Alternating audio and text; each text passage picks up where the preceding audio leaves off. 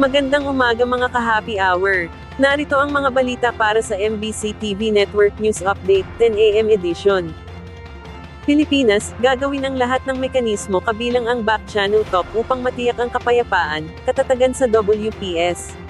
Kinumpirma ni Pangulong Ferdinand Bongbong Marcos Jr. na mayroong isinasagawang pagpupulong o back channel na pagsisikap, upang malutas ang issue sa West Philippine Sea. Sinabi ng Pangulo na inuubos na ng gobyerno, ang lahat ng mga remedyo para makapagbigay ng progreso sa pagresolba sa mga isyo, para matigil ang mga agresibong aksyon ng China at payagan ang mga Pilipino na mangisda sa WPS. Aniya, sinusubukan ng gobyerno ang mga mekanismo na gagana para sa Pilipinas. Sa isang panayam, sinabi ng punong ehekutibo na maraming beses na nitong sinabi na dapat masubukan ang lahat ng remedyo dahil hindi mababatid kung ano dito ang magiging epektibo.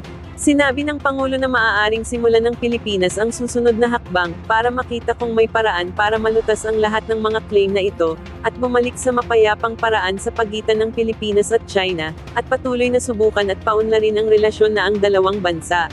Samantala, sospek sa road rage sa Makati City, arestado na. Naaresto na ang sospek sa road rage incident na ikinamatay ng driver ng Toyota Innova sa Makati City. Ang sospek na si Gerard Raymond Yu, isang negosyante, ay inaresto ng mga pulis sa kanyang tahanan sa Riverside Village, Pasig City.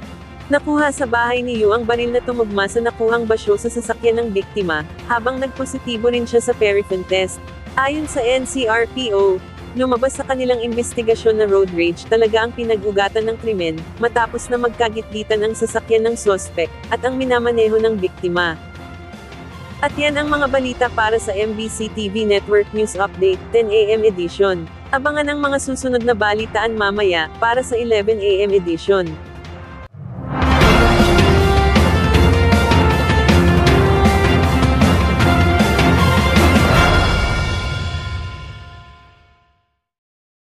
Mga ka-happy hour, kung gusto mong manood ang mga balita sa MBC TV Network News Update, mag-subscribe sa aming YouTube channel, at i-like ang aming Facebook page.